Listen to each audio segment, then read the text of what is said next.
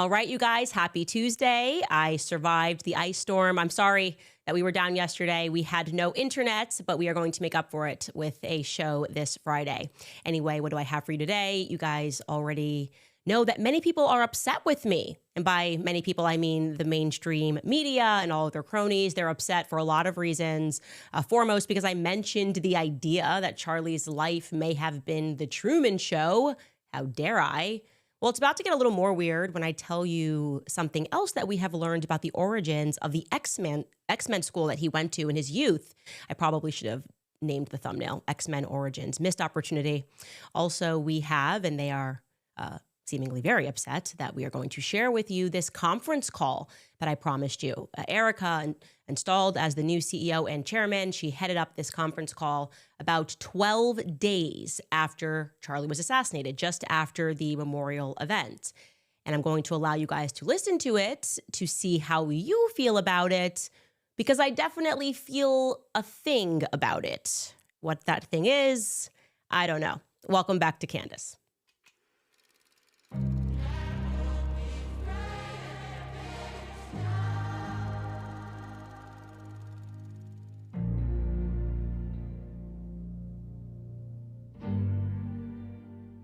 Okay, before we dive in, a quick thank you to Nimi Skincare for supporting the show. New year, new skin, same values. I appreciate that Nimi focuses on quality, simplicity, and skincare that's made right here in the USA without chasing trends. You can visit Nimi Skincare, NIMIskincare.com today.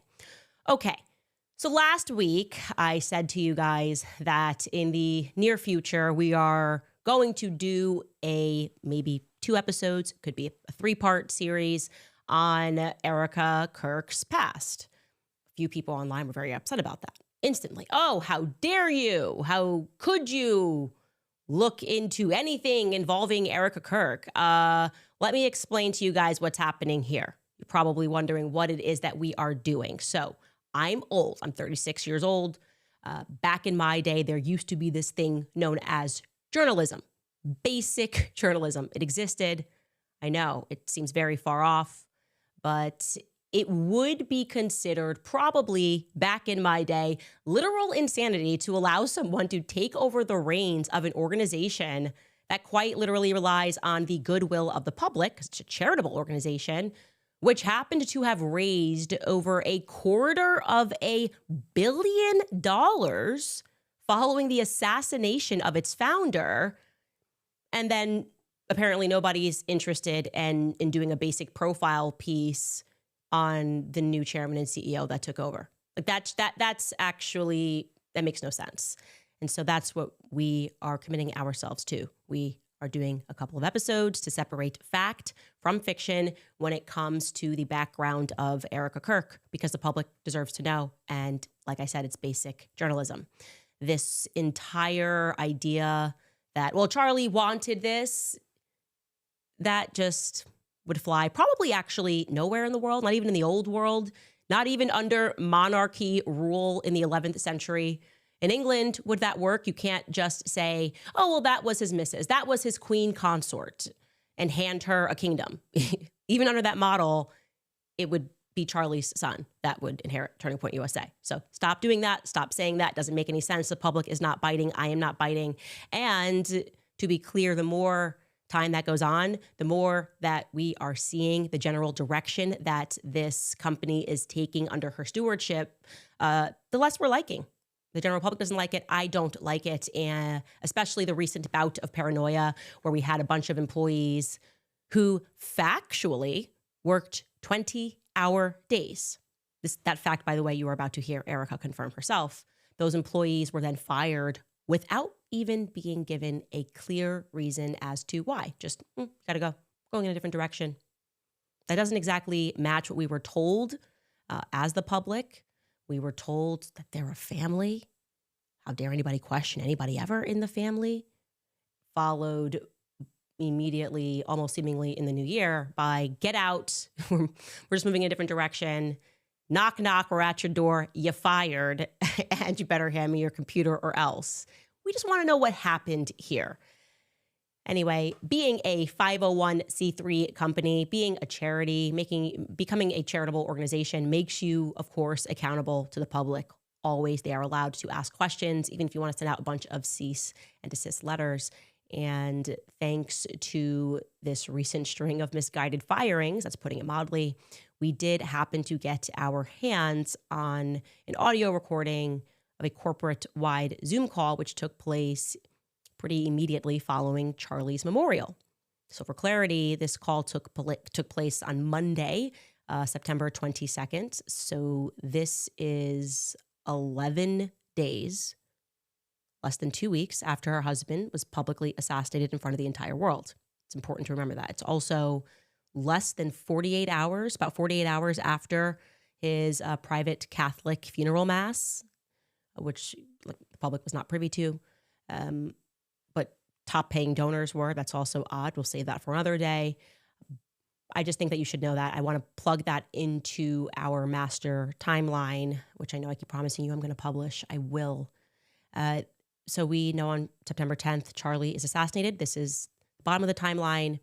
On the 18th, this, by the way, strikes me as odd in the retrospect as I was working on these couple of episodes about Erika. On the 18th, there's 8 days after the assassination, she gave an in-person interview with the New York Times at her and Charlie's condo. Okay. Now, regarding the New York Times profile piece, I was totally in a cloud of grief by myself when all of that went down. Okay, you remember I had to go away to Wyoming just to breathe, to process, to get closer to accepting that it was real. I went away for 2 weeks. I didn't really catch the fact that it was an in-person meeting until later. 8 days after his public assassination, she sits down for a piece with the publication that hated Charlie the entire time he was alive. New York Times was constantly writing hate pieces about Charlie Kirk or pieces that just were not kind or favorable to Charlie Kirk. So it's an interesting decision. And reading the article or rereading, because somebody said you should actually go back and revisit everything that transpired in the days after, and you kind of have new eyes, and that's very true. But in reading that article in retrospect, something that I am particularly struck by is the fact that she describes suddenly being forced into the single mother position as the quote unquote least traumatizing thing. Becoming a single mother suddenly, 8 days later, she describes that as the least traumatizing thing. Again, that's an exact quotation. I'll read it. You can see it. They're going into this, they're speaking about Trump's energy and his tone toward her on phone calls. And it reads, quote, from her, "The president's tone," she said, "was soft and embracing. I could tell he wanted to hug me." Others have responded in the same manner to Ms. Kirk, now left to care for a 3-year-old daughter and a 1-year-old son. "That new life," Ms. Kirk said, quote, "is actually the least traumatizing thing for me, since she herself has been raised by her mother after their parents divorced when she was young." And we're just supposed to pretend that that's completely normal or whatever. I would figure maybe the least traumatizing bit would be something more mundane, maybe along the lines, if this was a thing, if Charlie constantly filled up her gas tank and someone was like, well, who's going to fill up your gas tank? She might reply, that's actually the least traumatizing thing. I don't even care about that. That's just me filling up my car. That would be like the least traumatizing thing. Becoming a single mother after your husband is horrifically assassinated, realizing that your children are going to grow up without a father who toured the world and spoke about the importance of fatherhood and relayed the statistics pertaining to the youth that grow up without their fathers in the home. I would describe that as very traumatizing. I think across the board, that's a traumatizing thing, not the least traumatizing thing by any stretch of an imagination. Anyway, we are now in season 7, episode 4 of Everybody Grieves Differently, but that's weird. Now, getting to this corporate call again, can we just go back if you want to throw in that schedule again? Sorry, okay, great. So we have this on the 10th, he's assassinated. On the 18th, is that in-person interview with the New York Times. On the 20th, we have the funeral mass, which is held at a church at 11 a.m. On the 21st is the public memorial event that is held at State Farm Stadium. And on the 22nd, which I had not mentioned before, I've been building this timeline in the background, there's a private dinner. Not going to mention what restaurant it's at, but the McCoys are there, Elizabeth, Mikey, Erika, and they're in joyous spirits is exactly what the email said of someone who was there. They were in joyous spirits. Okay, just want to get that. I think a lot of this, when you hear this call that I'm about to play for you, I'm not trying to color your opinion, but I am going to give you mine because it's my podcast. I'm allowed to do it. I do want to remind you that Charlie has not been dead for 2 weeks. That's where you have to go back to. Not even 2 weeks after Charlie was publicly assassinated. Not a normal, he didn't, we had to watch this. We had to visually watch this. Now, the entirety of this call, which we're not going to play, is 15 minutes long. I'm going to figure out how to just drop it on my X feed. But I want to make sure that we properly and fairly contextualize it. So we're not being choosy. We're not cutting this for drama. The obvious point of this call to set this up is to introduce Erika. She's the new leader. Not even introducing, she's just heading up this call, but obviously she's going to be at the helm of this, so they're getting to know her. And she does begin the call by being thankful to the entire Turning Point USA team for their work at the memorial event. So let's take a listen. Hi, everybody. I still love all these emoji Zoom things. Wow. I don't even know where to begin. The fact that we were able to pull off an event of a century, like, it's just insane. We had over 275,000 people that attended, and the stadium, overflow, Westgate, insane, you guys. And then you have, was it 100 million? Over 100. You guys that heard the gospel and all about Charlie and all about everything that you guys do and the hard work of Turning Point USA is insane. We had thousands that were registered to vote. I think we're at like over 200,000 for merch sales. Don't quote me on that because I think it just keeps like bumping up like crazy. But I just wanted to say a huge, huge, huge thank you to the events team, the development team, the graphic design team, the production team. It's just phenomenal. Their incredible work leading into the memorial. And honestly, a lot of the staff that worked on the memorial, they had 20-hour days for a week during the time of us grieving the loss of my husband. And honestly, I know several staff that didn't even sleep. Again, you guys are breathing angels, and I'm so grateful for all of you. And obviously a huge thank you to the Mosaic team. VI, you guys are 10 out of 10. Like, we have the most incredible team. We just do. And you guys know that, and you guys are all a part of that. And I am so, so thankful. And if you do have a moment and you run into any of those staff members that you know had a role in this, and you know that they put a lot of their time and effort into it, just say thank you. There's something really special to be seen in moments like this, and it's not easy. I'm speaking from experience. I'm right in the trenches with you guys. And so the fact that you just, a simple thank you. I don't care if any of you have beef with each other from the past or have any issues with someone said something about this or that. Like, if you guys have any of that, please put it to rest. My husband's dead. Like, I'm not trying to be morbid, but he's dead. And it puts life into perspective of how short life is and relationships, and God puts people in your life for a reason, and it teaches you a lesson, it teaches them a lesson. So if you are going through a time where, just lay it to rest, and we are moving forward, Turning Point USA 2.0 with Charlie in our hearts, and that's what he would want. Okay, so I'm just looking at the chat here, and you guys are responding live in the way that I felt live listening to this. it is the general tone that is off-putting. It's the laughter that is off-putting. It's, again, we are not even 2 weeks after watching your husband be assassinated. We're talking about numbers and metrics that have been hit. And my husband's dead, not to be morbid. That is a sentence that and this was not my husband, and I had no sort of the type of relationship that she had with him, that I was able to utter. Least of all, I mean, that's moving pretty quickly to the acceptance phase. Now, we know everybody grieves differently. In my imagination, I just thought she would be more upset. And I want to be clear, the overall mood of this call is extraordinarily upbeat. It's extraordinarily happy. But of course, as the CEO and chairman, she does have to address the elephant in the room, the morbid elephant in the room, if you will, because it's an obligation. You have a new CEO.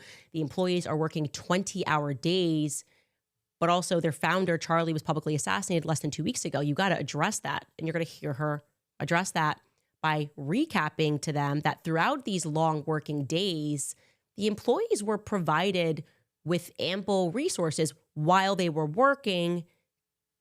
Take a listen. I'm just grateful that while things were still in motion and moving around, that we had our leadership teams provide for you counselors, pastors. I heard there were therapy dogs. Slightly jealous that I didn't get to have any moment with a therapy dog. Breakfast. I was really adamant about making sure that we paid for your flights, for your spouses to be there. That was something on my heart. You don't want to grieve alone. No one's supposed to grieve alone. It's not healthy. But I just think it's a beautiful honor that all of these benefits were made for the community to grieve and remember Charlie. And I really hope you took advantage of those in a healthy way when they were provided, because it's meant to be for everyone, for healing. Grief comes in waves.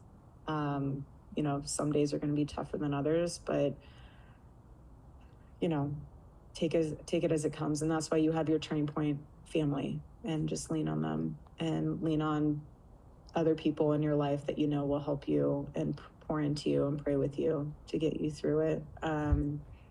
I say that, though, that if you do need more time to grieve, please continue to use Turning Point USA's network of counselors.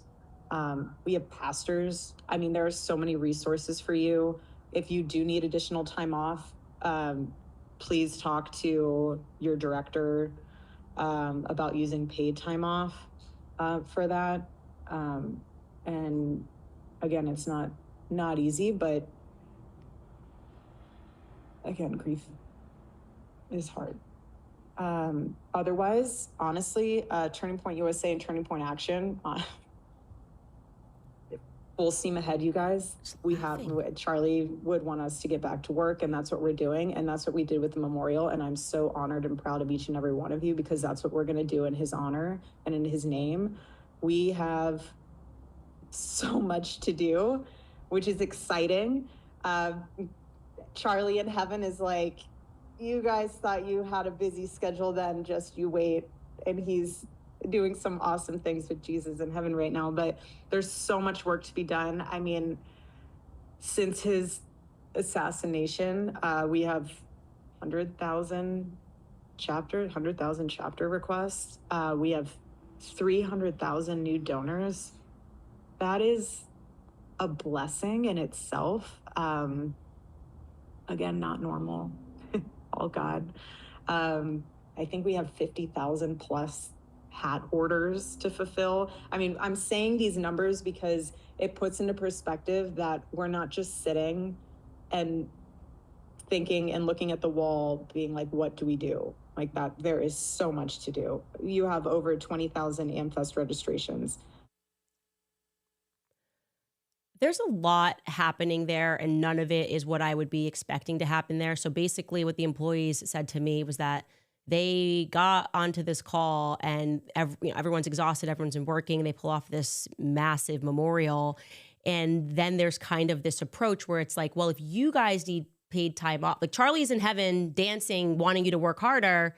He's just up there like, you better work, but you can use the paid time off that you have earned, by the way, if you need to grieve more. But imagine you're the employee and you're like, okay, well, this is his wife saying this. So am I weird?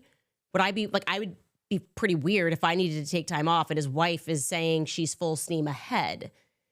That's the mentality that they had. Like, how are we supposed, like, are we weird for wanting to grieve? Is that not the vibe? How can we take paid time off when Erika, his wife, is saying full steam ahead? It's very strange. It is even kind of using this idea of Charlie being in heaven, looking down, and the laughter. I don't know. I feel like the rest of you. I feel uncomfortable. And of course, now what we're going to listen to is her pivot to the future vision, because that's what the bulk of this is about. And it's going to consist of the notebooks that I keep telling you the public is never going to see. Apparently, what I gather from this is that Charlie presented to the staff a vision for 2025, but Erika is going to say that there was a vision beyond that, all the way to 2030. And there's a project 2030. And then she's going to kind of want to say that she's happy, but then catch herself realizing that that would be kind of weird to say that she's happy. Take a listen. The prophetic mind of my husband was that he always planned for the future. You guys are obviously aware of like Vision 2025, but Charlie was also working on Vision 2030 in the weeks leading up to September 10th. And he was working really closely with Justin. And that's why Justin had been appointed the role of COO, because he was literally, I remember phone calls when Charlie and I would take our night walks, and it would be 10 o'clock at night, and him and Justin would just be talking about the plans. I was aware of the plans. I have his journals that are aware of the plans. Like, there is no confusion of what's to come. And I want to give you guys that reassurance that it's full steam ahead.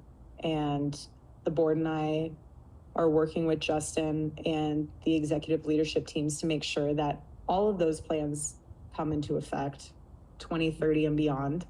But I, again, am so grateful for all of you. I'm so proud of all of you. You honor my husband so well. All of you do. And it's weird to say I'm excited. I really hesitate saying that. It's really hard for me to say that. It's a really weird thing to say, but I think it comes from a space of peace, knowing that God's using this and we're humbly witnessing the gospel in real time.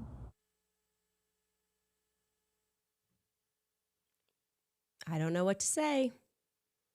She doesn't want to say she's happy. I don't want to say I'm happy, but where it comes from, I'm going to explain the happiness that I feel. It comes from peace, because we're witnessing the gospel in real time. All of this makes my skin crawl.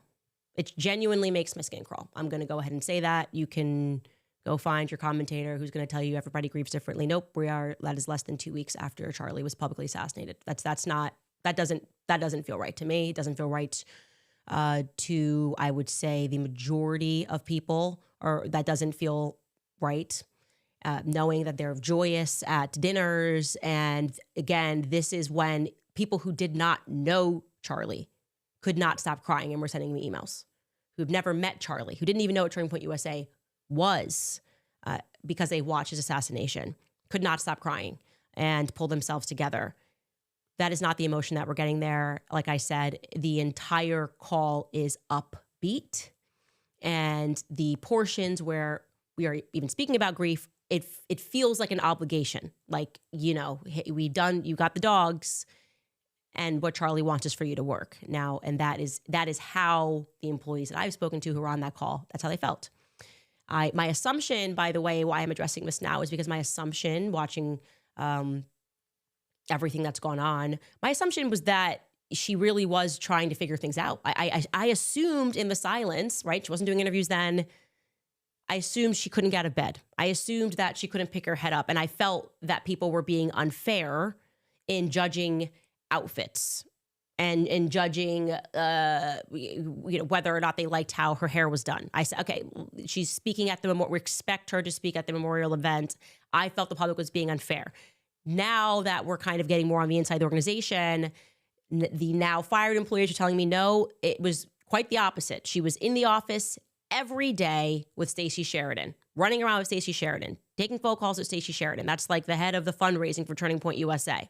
So what I had imagined in my head was happening simply was not so. Something is not right.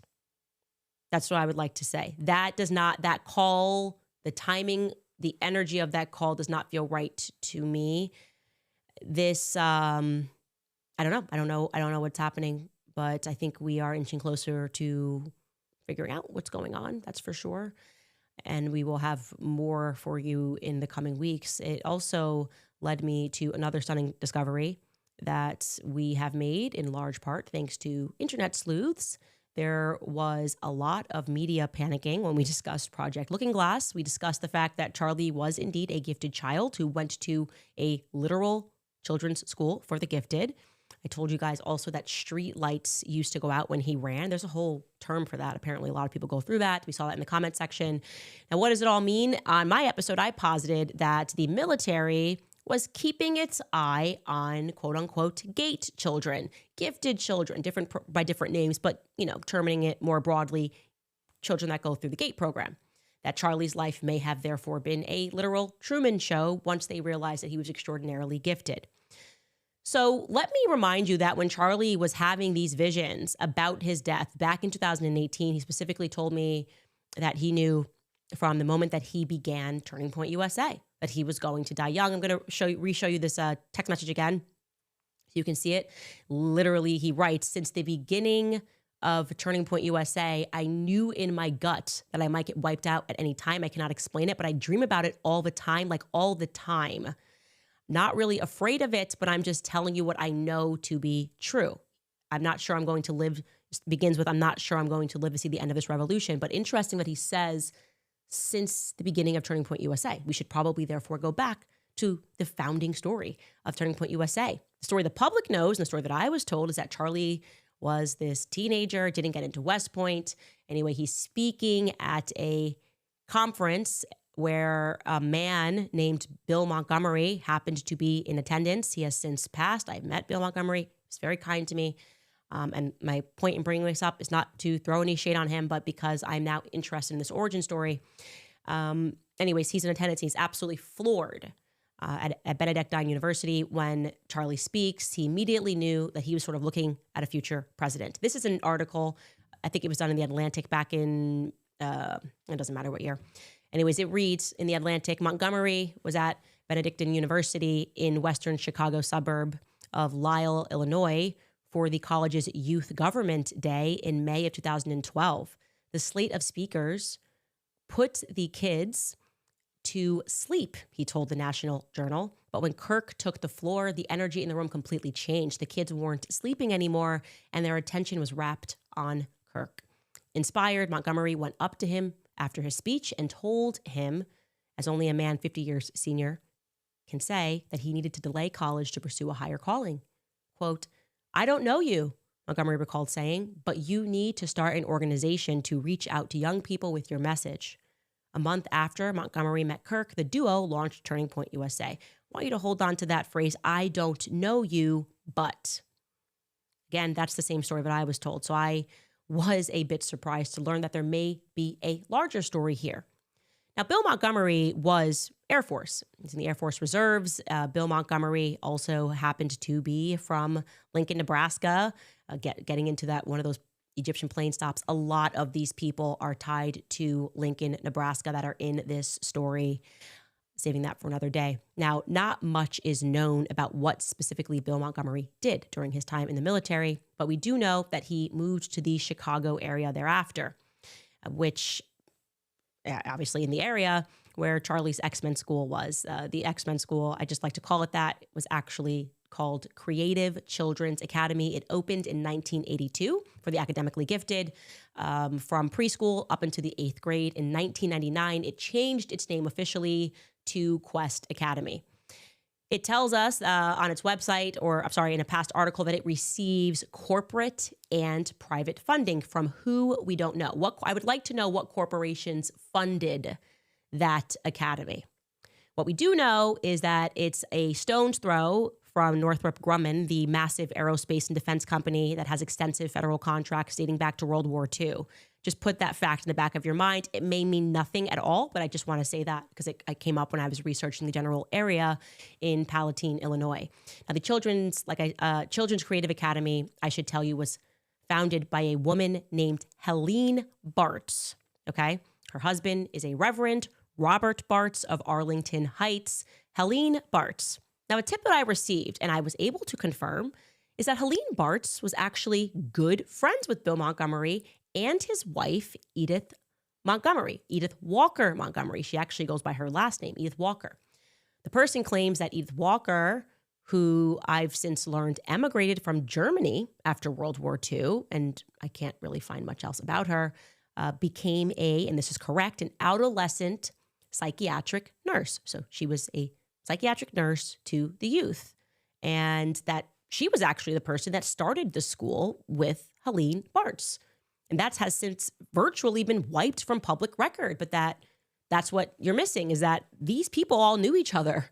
The person claims that Bill and his wife and a certain Robert Flood, who is in Dan Flood's family, this is what they claim, and I have since found this person, said that they knew each other since before the school even got started. They were all working for this evangelical company, evangelical sales force known as the Shackley Corporation. It's still in existence today. I'm going to give you a bit of information. The Shackley Corporation was the first company that ever created a multivitamin in America. It grew to be a massive, basically a middle-level management corporation, which, like I said, commanded this evangelical sales force.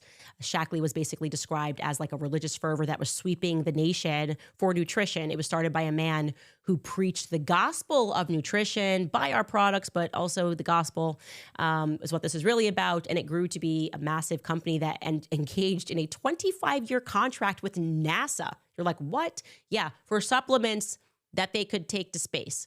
Now, it sounds to me like some good old-fashioned government money laundering, but sure, if you are like Skylar and believe in the moon landing, sure, maybe you need some vitamins up there.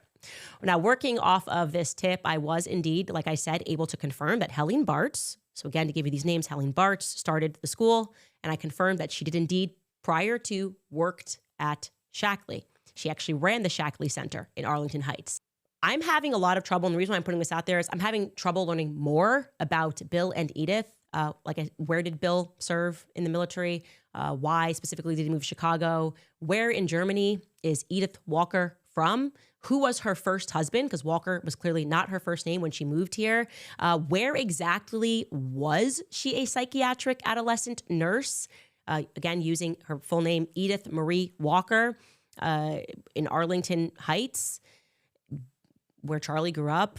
Did she see Charlie? Is that a plausibility? I would say yes. And I know that Charlie told me the story that they wanted to drug him when he was a kid, but his mom said, no, my kid's a genius. And instead, because his mother refused, they instead put him into this special school. Again, this is an investigation, maybe it leads nowhere, but this is sure as hell interesting enough for me to put it out there, mostly because the idea that everything we know about Turning Point's origin story could also be incorrect is equal parts terrifying and fascinating. It would give new meaning to the idea of his life being the Truman Show. I think that's fair to state that. If you have any more information, please message us. Send us an email at moretips@CandaceOwens.com. Maybe your research will be better than mine, but I am particularly interested in Edith Walker Montgomery, and where she came from in Germany and who her family was. All very fascinating and interesting time in America indeed. Anyway, we'll take a brief break here before we come back and give you an update on the internet sleuths after I gave you that message, which sure read like a threat from a Christian Zionist. All right, you guys, Nimi Skincare is why I rarely, if ever, switch my skincare routine around. There's a lot of pressure, especially at the start of a new year, to constantly change things, new habits, new products, new routines. And that pressure shows up everywhere, including skincare. But in my experience, the things that actually work long term are the things that you stay consistent with, not the things that you are constantly replacing. That is how I think about skincare. I don't bounce from brand to brand or chase what's new just because it's trending. I stick with Nimi because it's clean, it's simple, and it aligns with how I want to take care of myself over time. Nimi Skincare is made here in America, and it's built for people who value discipline over trends. Winter is especially hard on your.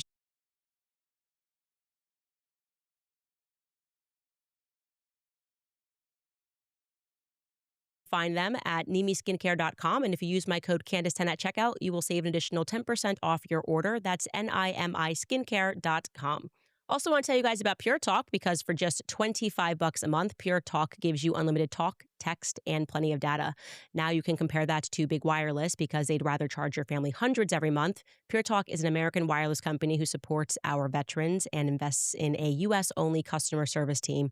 So when you call, you are talking to someone right here at home. PureTalk uses the same towers as the big carrier, so enjoy superior 5G coverage without the inflated price, just $25 a month for talk, text, and plenty of data. No contract, no cancellation fee, so there's no reason for you to wait. Go to puretalk.com/Owens and you'll get 50% off your first month. Again, that's puretalk.com/Owens to make the switch to PureTalk. Okay, let me connect some dots for you here. I see somebody in the chat. First off, you guys are freaking out about listening to that call. It makes everybody uncomfortable. That is normal. And now we are going to have to deal with the next psychological operation that tells us that it's wrong that we listened to the call. Goodbye. We don't care. Something's not right. We sense it's not right at Turning Point USA. And it feels like the people trying to get to the truth are being penalized. Okay. Now, I do want to say to you what is particularly I found to be interesting about this Bill Montgomery angle and this Shackley Corporation and their contract with NASA. And you've got to go way back. You got to go way back to my episode on the moon landing and why I don't believe the moon landing happened. Because Operation Paperclip, which somebody has called out in the chat already, Operation Paperclip was when we went over and we got these quote unquote scientist Nazis from Germany, and we brought him here, and we're supposed to go, oh, that's all fine that the CIA did this because now we have the Apollo program. We went to the moon. But what if we didn't go to the moon? What actually did we bring these scientists over for? These are the questions that I ask myself because I don't believe we went to the moon. But I do believe we brought over these people and these families, and I think they were demented people and they were sick people.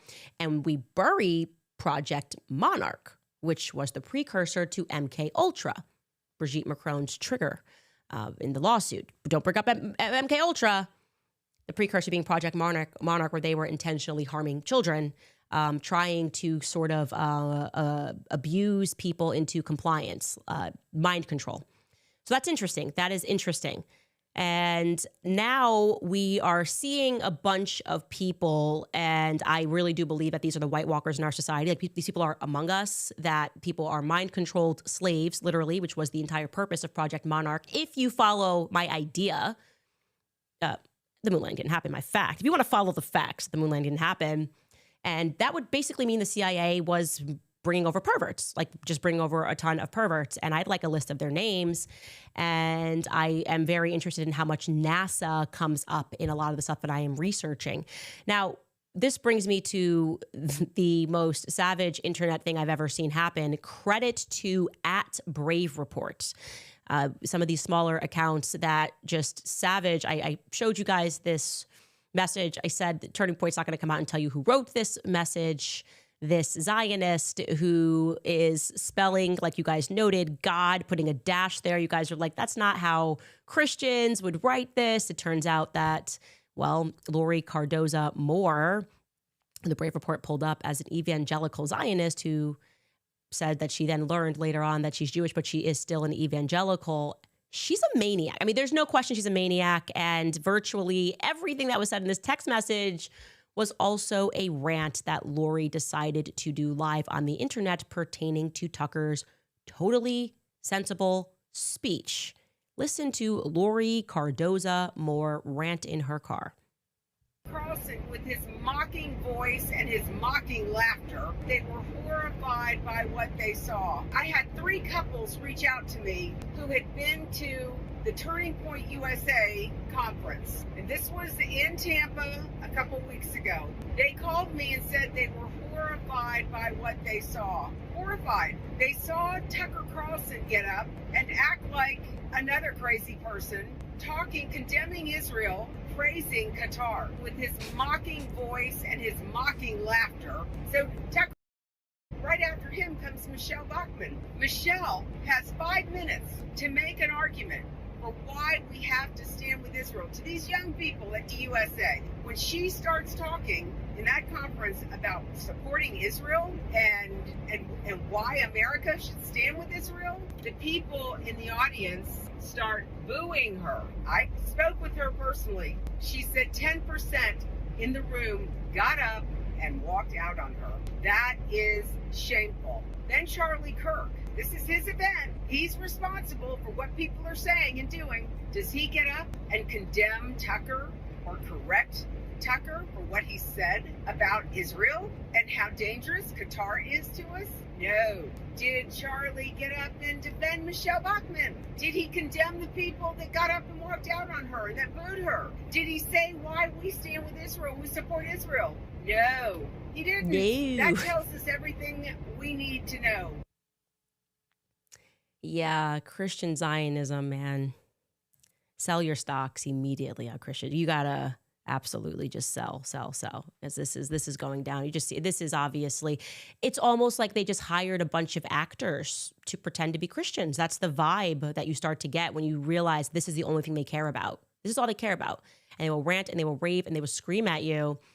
And in case you are wondering why so many of them seem to have these extensive acting backgrounds, you can look no further than Lori Cardoza Moore, because these internet sleuths aren't playing around. The DCIA, the Decentralized Intelligence Agency, is moving quicker, and they found that, yeah, that's what Lori's background is in, acting and for romance hotlines and things of the sort. So maybe she was just cast as a Christian.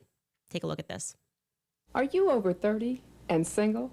You can find love and romance right here on the telephone, on the Romance Hotline. Just call this number, and all you have to do is listen. You'll hear recorded messages from exciting singles over 30 looking for love and romance. The Romance Hotline, 1-900-909-8000. $2 first minute, 45 cents additional minutes. Why not call now? All you have to do is listen. And she's not the only one, by the way, who was an actor. And this is a person that I'm quite interested in, which is her husband. She is married to a man named Stanley Clark Moore. He has an Air Force background, also went to go work for NASA, if his Wikipedia is to be believed, for a little bit. But little else is known about him other than the fact that he grew up on Air Force bases, that he graduated from high school in Texas, Humbly, Texas. Which Air Force bases? Who is his father? I got to know who everybody's daddy is. You guys know me. I got to know. If I don't know who your granddad is, I don't trust you. If you're in Texas in the 60s especially, I got to know who your granddad is. If your granddad was involved with the military, you got to tell me right now. Who's your granddad? I need to know who Stanley Clark's father was. So internet sleuths, get at it. Which Air Force base? Message us more tips at CandaceOwens.com. I feel like this is important somehow. And there's just a lot of military ties in all of this everywhere. I mean, even because we're kind of everywhere, someone messaged me and let me know that Turning Point is, shooting their Super Bowl commercial here in Tennessee, in Nashville. And they're working with this company where the CEO is from Lockheed Martin. It's just everywhere. It's military connections everywhere at all times. And I do kind of feel like the military cult has been in power since LBJ helped murder JFK, set him up, and then I think cleaned house and put in his guys in the military. That's how I feel. Anyways, not at the bottom, obviously, tons of brave American men and women who serve, but serve who? That's the question. Anyway, just wanted to very quickly comment, because people were pinging me on this, about Kanye taking out a full page in the Wall Street Journal to apologize. Kanye's apology also sat down with Vanity Fair or answered questions for Vanity Fair about this apology, whether or not he means it. He speaks about his bipolar episode, said that he is on new meds, that 2025 or 2024 was a tough year for him, and that this is not a PR move, that he is sorry to the people that he hurt. I just want to just broadly say this because this comes up all the time. There's always this, Candace, God, Ye, I love Ye. He's like a brother to me. I am never going to turn my back on Ye. I'm here for the Ye of all seasons. He and I agree on many things, disagree on many things at all times. If he wants to apologize to people that he specifically has hurt, he is welcome to do that. And of course, for people that are now trying to construe this and attach and put, like Candace, this has nothing to do with my viewpoints whatsoever on Israel, people who mass murder children. So I support Ye in everything that he does, and if I don't support him in anything, I will speak to him directly. So I just wanted to state that because people were asking me, what do you think about this? It's Ye. Ye is always doing something, whatever he wants to do. And the reason why he and I get on so well is because Ye's got to be Ye and Candace has got to be Candace. It's just how it works. Anyway, we'll take a brief break and then I will get to some of your messages as I see the chat lighting up with that regarding that call that we just played, that Zoom call. All right, you guys, there is a war on truth right now. You feel it and I feel it. And the biggest weapon that they have, of course, is the algorithm. They rewrite history. They redefine morality to fit a broken secular agenda that has completely erased God from the conversation. That's why I use Magisterium AI, because it's not just about the past. It's about how to live right now. I'm speaking about the toughest questions that we face, questions about suffering, marriage, and purpose in life. And unlike the other AI systems out there, Magisterium AI actually brings the receipts, meaning every single answer is backed by original sources, citations that you can click and verify for yourself. I'm talking about 2,000 years of wisdom from the saints, the popes, the fathers of the church. It's a knowledge base that grows daily from their exclusive digitized work inside the pontifical universities in Rome. It's the #1 Catholic answer engine in the world for a reason. And if you want to discover the intellectual depth and peace that I have found in the Catholic faith, you can start there. Visit magisterium.com/Candace or download the app for free on iOS or Android. And use my discount code Candace to upgrade to Pro, and you'll get 25% off your first year. That's $2.99 per month, peace and purpose for the price of a cup of coffee. It's a no-brainer. Visit magisterium.com/Candace. Also, want to remind you guys about American financing, because between groceries, travel, and higher prices, it's easy to feel overwhelmed, especially if you're already relying on credit cards to cover the basics. If that debt is piling up, you should know that you're not alone. If you are a homeowner, you might have considered reaching out to American financing, but hesitated because you don't want to give up that low mortgage rate. That's why American Financing created the Smart Equity Loan, a simple, smart way to get your finances back on track without giving up your low mortgage rate. Unlike a HELOC, which can fluctuate with the market, the Smart Equity Loan offers a fixed rate, so you'll have one predictable monthly payment. It lets you use your home's equity to pay off high-interest debt, free up your cash flow, and still keep your existing mortgage intact. There are no upfront fees to find out if you qualify, so call 800-795-1210. That's 800-795-1210. Or visit americanfinancing.net/Owens. Again, that's americanfinancing.net/Owens. All right, you guys, now it's time for shameless self-promotion. If you want to support our independent work, you guys can head to CandaceOwens.com. We have new merch up on the website. We have also merged our subscription tiers into one Club Candace tier, something that we want to do for the new year. So you can do one Club Candace tier for $11.99 a month, or you can just do $120 for the entire year to support us and our independence, which has been fun. It has been a lot of fun. We've taken a lot of risks because we've been able to. Okay, reading for you guys the top comment from last episode. Michelle wrote, didn't Erika Kirk say that no one can talk bad about her TPUSA family, but then she fires them without a reason? Make that make sense? It doesn't make any sense. And my general opinion now is that this has been my opinion since we caught Andrew Colvett with the Paramount Tactical tweet holding it, that she's orchestrating a lot behind the scenes and keeping her hands clean. I think that became very obvious to me in that moment. And then going backward and finding that she's not misspeaking. I mean, sometimes she's just saying a lie, right? I lived in China. No, I never lived in China. Then you go backward and you go, I never date anybody. And people are constantly trying to clean that up. It's like, you don't say I didn't date for 5 years if you did date for 5 years. And then they're like, well, no, just meant in New York City. Like, that's the most ridiculous thing I've ever heard, that just makes no sense. If you had a boyfriend the whole time you were in New York City, but he happened to live in Philadelphia, you don't say I didn't date for 5 years. That's not what you say. You could say, I didn't date anybody from New York City, but I'm kind of getting tired of everyone like extending things and not just calling out something that's just not true. It's just not true. Becca writes, when Erika talks, she is so boring. She has not had that special thing that Charlie had, and it will be the end of Turning Point USA if they don't make a change fast. She is unlikable on the surface because she acts elite. Goodbye, Turning Point USA. Well, it's interesting that you say that because that, as I told you, was the feedback that a lot of these employees who got fired had. They had no access to her. It didn't feel like Charlie. Charlie felt accessible. They knew what his vision was. He was that way. Genuinely, he was that way. He was certainly not an elitist in any way whatsoever. Like I said, dude didn't even want to buy, even when he had the money, just buy himself a suit, go to a tailor and things of that nature because he wanted to be a good steward of Turning Point USA, the money that's coming in, because obviously the majority of the money comes from small pocket donors.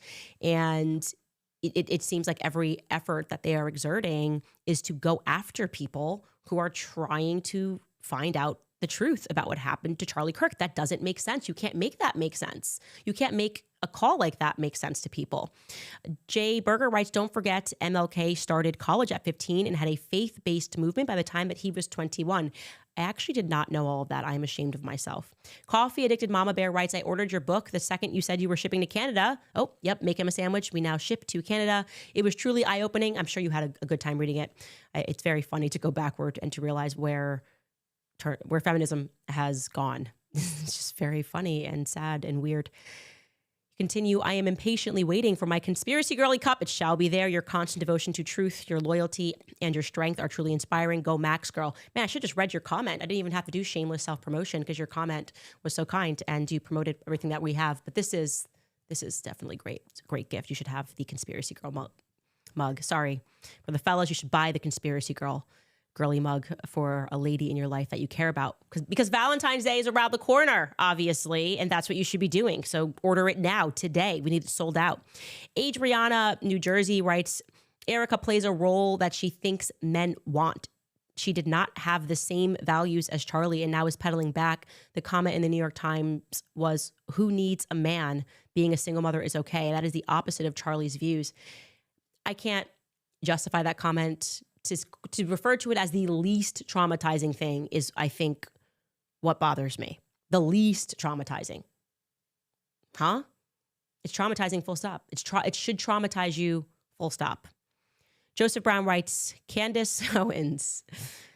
Curious Joel writes, geoengineering has become really fake and gay. The sidewalks at my apartments were covered in ice. It was like styrofoam. I could walk to my work on them, no problem. The ice literally had a grip. HAARP must be drunk. We could speak a lot about geoengineering, and I believe that it would lead us to NASA's doorsteps because I don't think they've been trying to get to the moon. I do think that during the Korean War, as we learned throughout that Chaos book, that we were experimenting with spraying people, spraying products, and I think that is the true reason that NASA came together. Mass poisoning people. I believe that. Dagber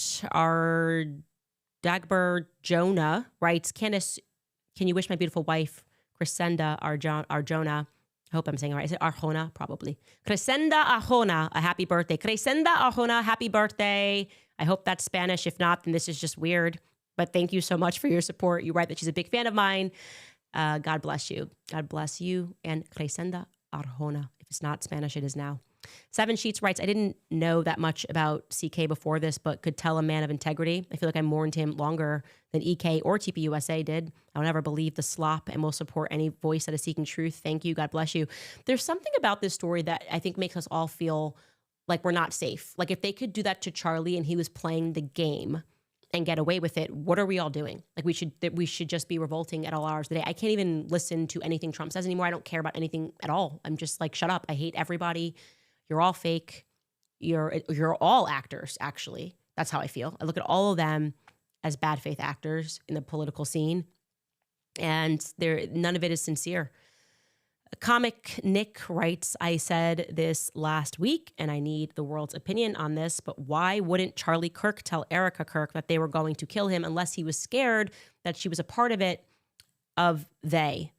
Oh, unless he was scared that she was a part of they. This is all I think about when you see her. If Truvis is evil, well, to be charitable, it could also be in a scenario that is maybe more chivalrous, that men don't want their wives to be concerned about certain things. Because there have certainly been things that, and again, this is a charitable read, but that my husband has not told me until after. I'm like, what? Were you just keeping that in forever? Like a soldier?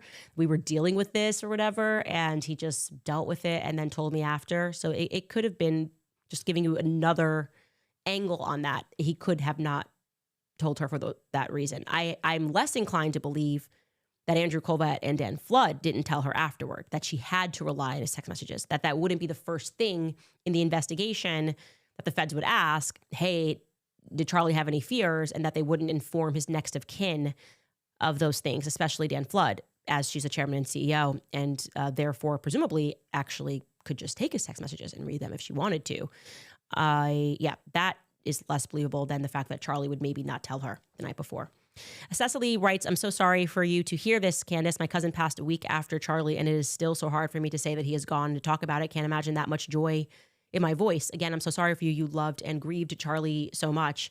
I think I felt a bit like the employees, like, what am I doing wrong here that I have to go away and cry for a long time? And I cried on air, which is, that's never happened before. And everyone else just kind of seemed giddy. That's the only way I can describe it, like giddy. When that person said they were joyous and giddy at Charlie's favorite restaurant, which I chose not to name, that was how I felt listening to the call. And I'm just going, guys, this is less than 2 weeks after. That emotion shouldn't be possible. It shouldn't be possible, actually, in my view. Maria R. writes, hey, Jolly Valley girl.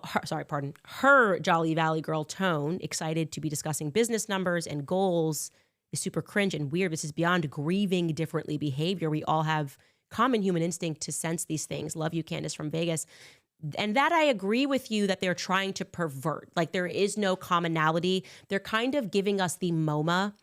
The MoMA is modern art, where you go to the MoMA museum and there's a toilet and it has scribbles all over it. It has graffiti on it. And they're like, this is art. Art is in the eye of the beholder. It's like, that's not art. It doesn't matter how many times you say it. That's not art. There is such a thing as objective beauty. And that ain't it, my friend. It's a toilet. And you're just trying to see if you can get me there. It feels like we're in the MoMA. And they're going, everybody grieves differently. Some people grieve with happiness and laughter because it feels good, because it comes in waves. And it's like, nope, I don't think so.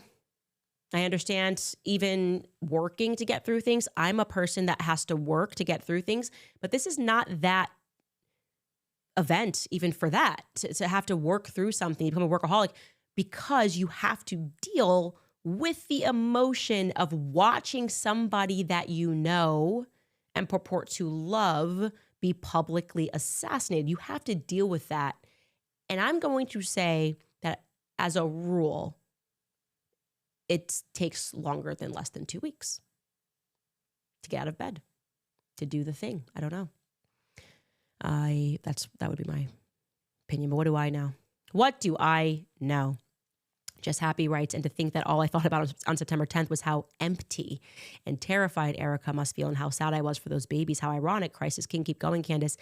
That's why I also think it was important to share this call, because we all were there thinking that. For those of us who did not immediately find her to be suspicious in any way, we assumed that that's what she was going through. And now that assumption has been removed. And that's something. That is a thing that we all now must digest. And like I said, there's a lot more that's coming out, because I think a lot of these employees are realizing it was a cult, and there's almost like a psychological operation being run on them. It's like, if you need to use your paid time off, we'd understand, but the wife is full steam ahead. But if you need to take that time off, you've earned that time off, you need to take that off to grieve someone who's like not your husband, that's fine. That feels tricky. That feels very tricky. Anyway, you guys, we will see you tomorrow.